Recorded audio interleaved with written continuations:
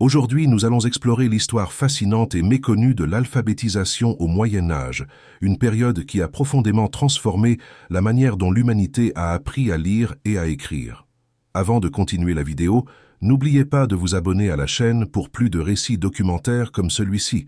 Imaginez un enfant assis sur un banc de pierre à l'intérieur d'un monastère européen, il y a plus de 1000 ans. La faible lumière du soleil pénètre par une fenêtre étroite et éclaire une petite tablette de bois qu'il tient entre ses mains.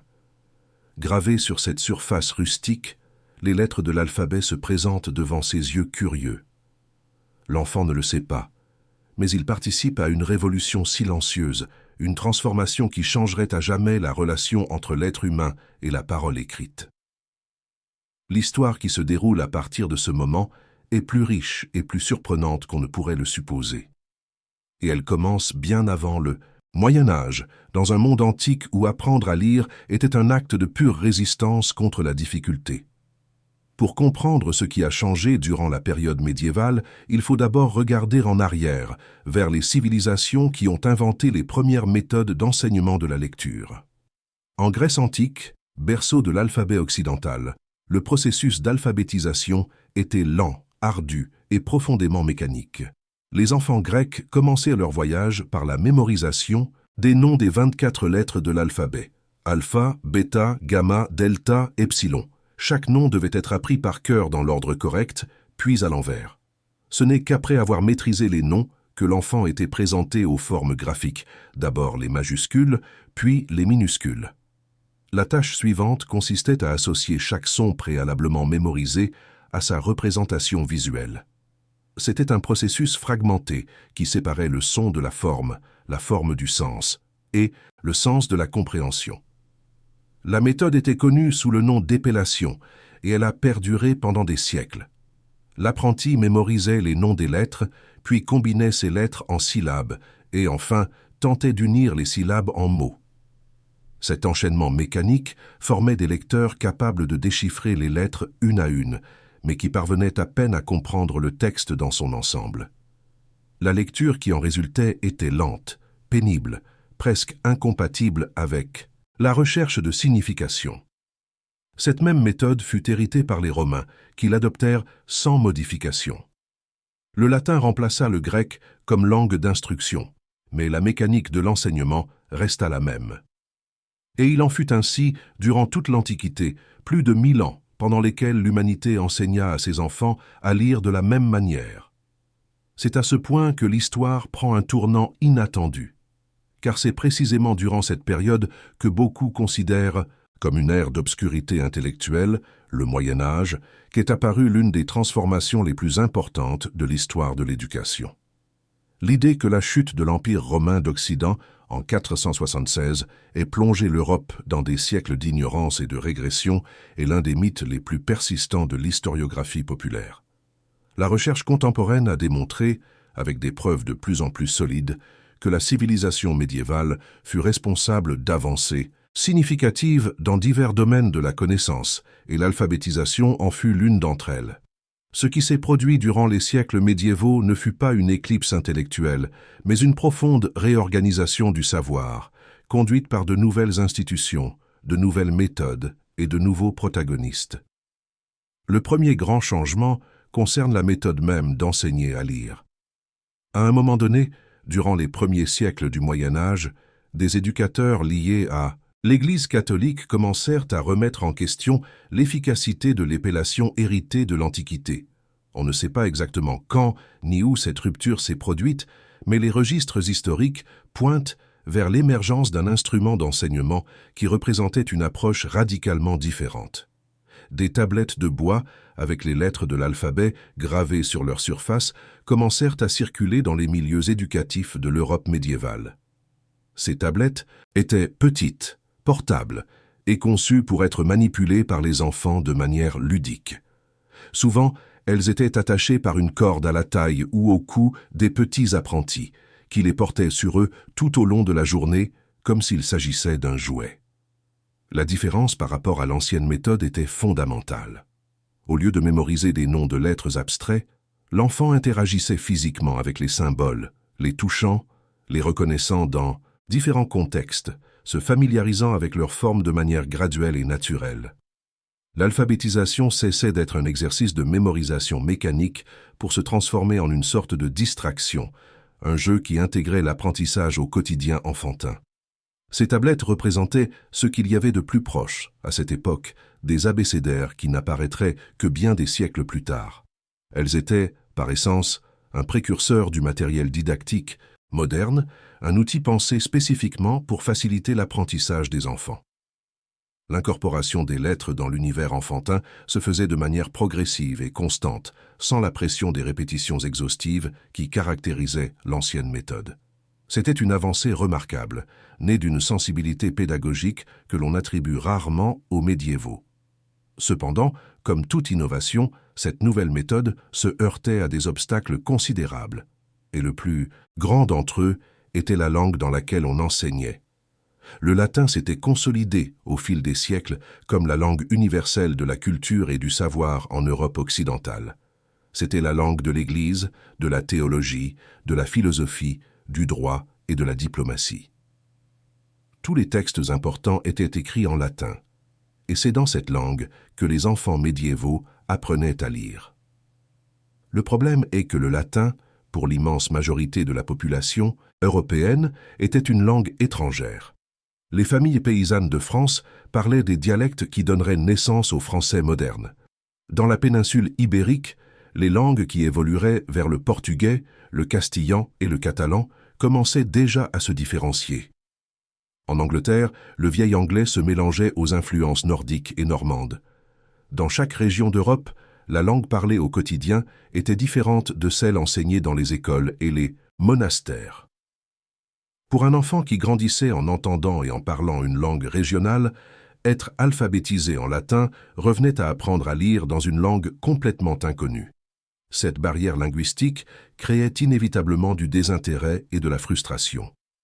Beaucoup d'enfants abandonnaient l'apprentissage avant d'atteindre un quelconque niveau de compétence. La distance entre la langue savante et la langue quotidienne était un abîme que peu réussissaient à franchir et qui limitait sévèrement la portée de l'alphabétisation médiévale. Mais ce n'était pas la seule barrière. Pour comprendre pourquoi l'écrasante majorité de la population européenne est restée analphabète durant tout le Moyen Âge, il faut examiner la structure sociale qui déterminait qui avait et qui n'avait pas accès à l'éducation.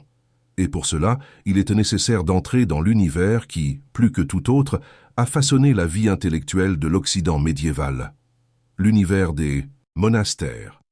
Les monastères étaient, durant la majeure partie du Moyen Âge, les seuls centres d'éducation formelle en Europe. C'étaient des communautés religieuses organisées selon des règles strictes, où moines et moniales consacraient leur vie à la prière, au travail manuel et à l'étude. Le premier grand monastère d'Europe occidentale fut fondé par saint Benoît de Nursie au Mont Cassin, en Italie, vers l'an 529. À partir de là, les monastères bénédictins se sont répandus sur tout le continent, devenant de véritables piliers de la civilisation médiévale. Au sein de ces communautés, le savoir était cultivé avec une dévotion autant intellectuelle que spirituelle. Apprendre à lire et à écrire était, pour les moines, une façon de servir Dieu, une manière de préserver et de transmettre sa parole. Et c'est dans les monastères qu'est née l'une des pratiques les plus extraordinaires de l'histoire culturelle de l'Occident, la copie manuscrite de livres. Dans une pièce spéciale appelée scriptorium, située à l'intérieur des monastères, des moines copistes consacraient des heures de travail méticuleux à la reproduction de textes. Le scriptorium était généralement une vaste salle, dotée de larges fenêtres pour profiter de la lumière naturelle, car écrire à la lumière des bougies était trop risqué. Une flamme incontrôlée pouvait détruire des manuscrits qui avaient nécessité des mois de travail. Les copistes utilisaient des plumes d'oie soigneusement taillées, trempées dans des encres préparées artisanalement. Le support d'écriture était le parchemin, fabriqué à partir de peaux de mouton, de chèvre ou d'agneau, traité et poli à la pierre ponce jusqu'à obtenir une surface lisse. Le processus de copie était lent et exigeait une concentration absolue. Un seul livre pouvait prendre des mois pour être achevé.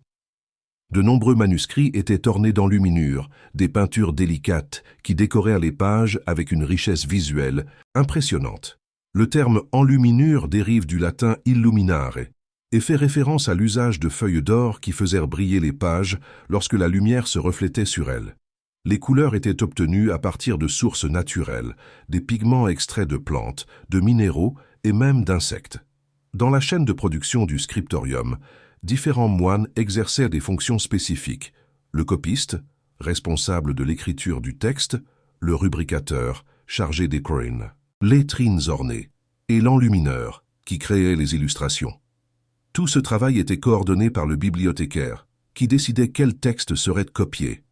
L'importance de ce travail pour la préservation de la connaissance humaine est difficile à exagérer. Sans les moines copistes, une grande partie de la littérature grecque et latine aurait disparu à jamais. Ce sont eux qui ont copié et préservé les œuvres d'Aristote, de Platon, de Cicéron, de Virgile et de tant d'autres, auteurs dont les écrits originaux ont été perdus. Ce sont eux qui ont multiplié les copies des textes sacrés garantissant la transmission de la tradition chrétienne. Et ce sont eux qui, en décorant ces textes d'enluminure, ont créé l'une des formes d'art les plus raffinées de l'histoire. Ce quotidien de travail silencieux et dévot a été brillamment dépeint dans le roman Le nom de la rose de l'écrivain italien Umberto Eco et dans son adaptation cinématographique ultérieure. L'œuvre transporte le lecteur à l'intérieur d'une abbaye bénédictine du XIVe siècle où une bibliothèque labyrinthique et ses manuscrits précieux occupent le centre d'une intrigue mêlant mystère, philosophie et histoire. Cependant, la même structure qui a permis la préservation de la connaissance a également créé un monopole sur celle-ci. Les monastères étaient pratiquement les seuls endroits où les livres existaient et le clergé était pratiquement le seul groupe social qui savait lire. La production d'un seul manuscrit exigeait tant de temps, de travail et de ressources que les livres étaient des objets extrêmement rares et précieux.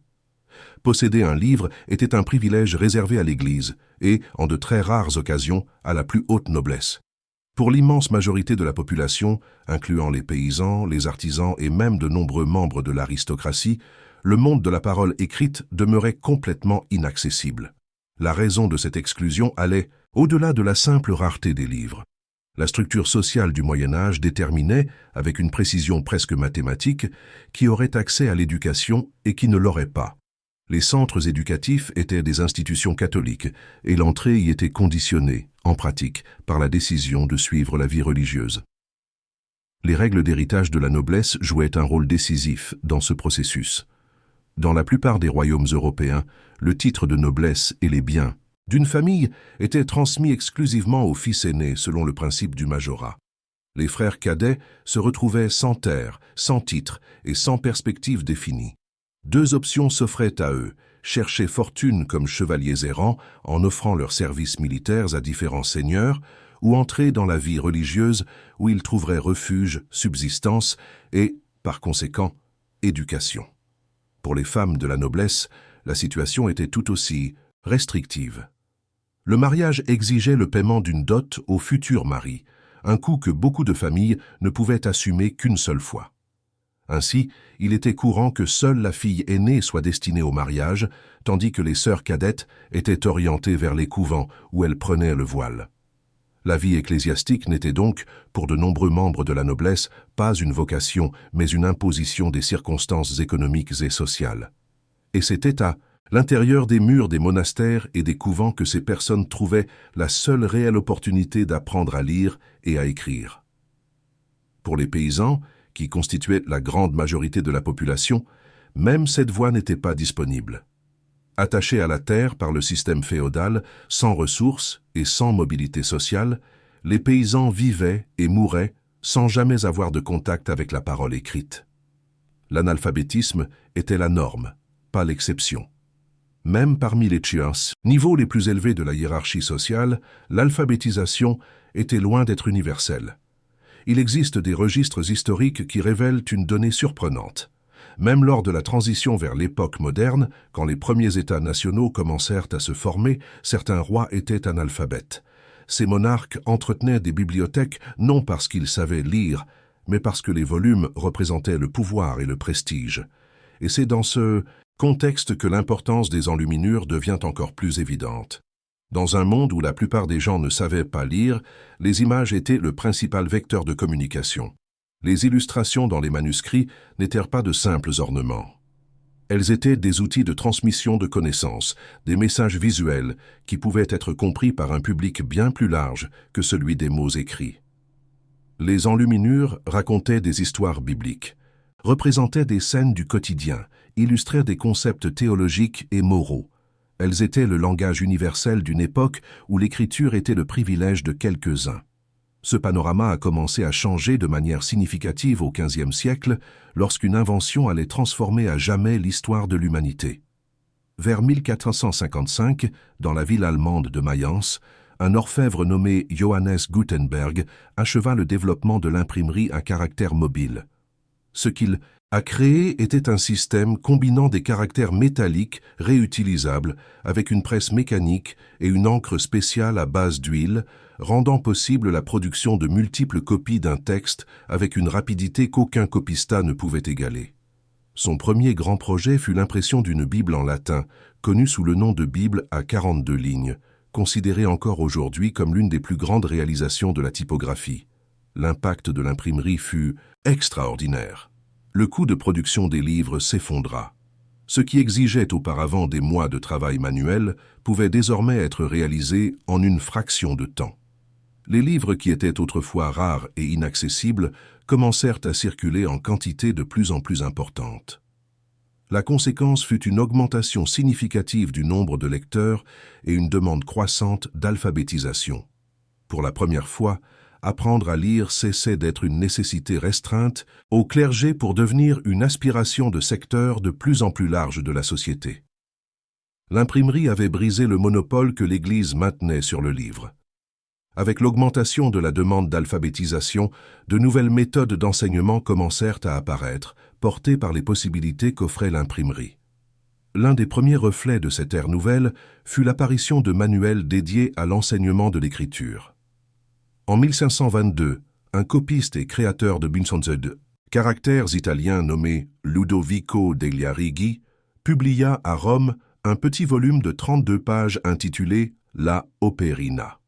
Ce modeste livret était en réalité un jalon historique, le premier manuel pratique de calligraphie jamais publié.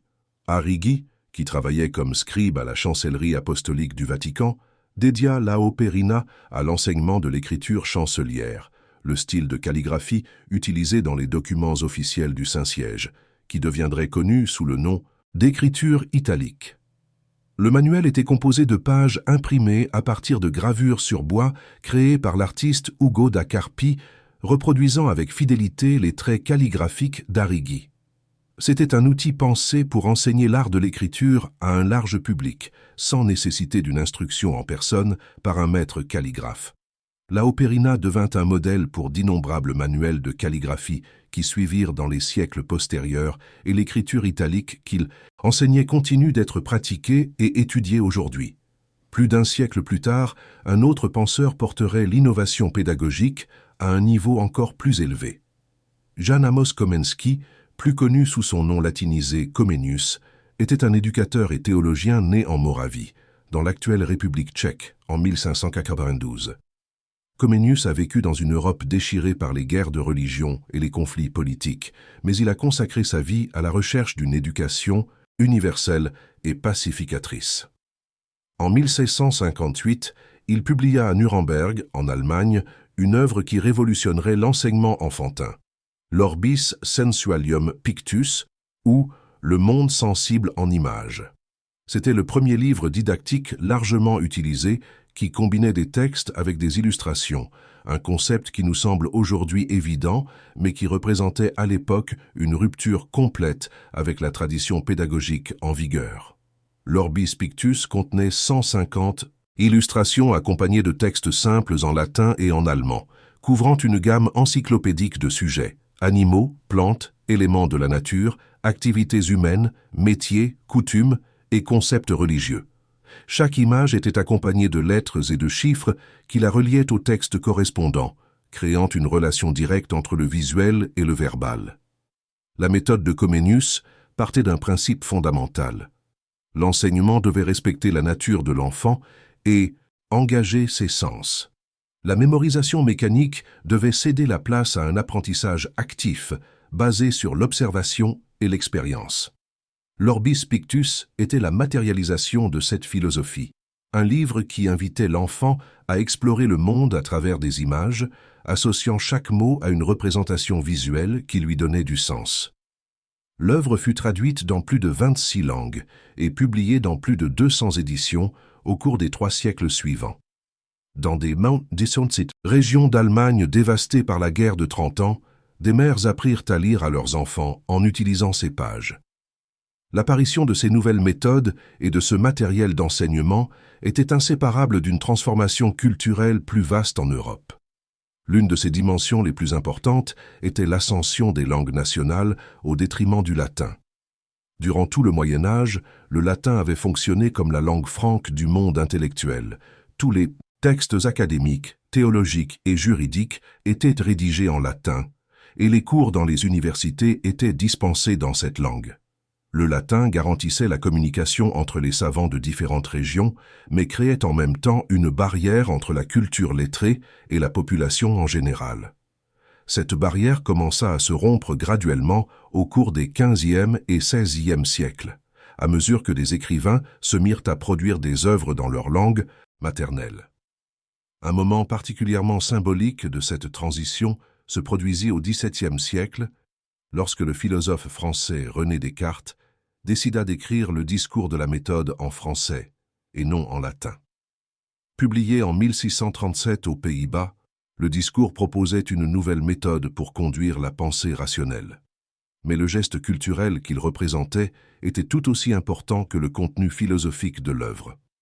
En écrivant en français, Descartes affirmait que la connaissance ne devait pas être l'exclusivité des docteurs maîtrisant le latin, mais accessible à tous les individus dotés de raison. Ce geste fut suivi par d'autres penseurs, et au cours des siècles suivants, les langues nationales remplacèrent le latin comme véhicule de production intellectuelle. Ce changement linguistique créa les conditions d'un élargissement sans précédent du public lecteur. Lorsque les livres commencèrent à être écrits dans les langues que les gens parlaient, la lecture cessa d'être un exercice de traduction pour devenir une communication directe. Avec plus de personnes lisant, la demande d'éducation augmenta. Les écoles commencèrent à se diversifier.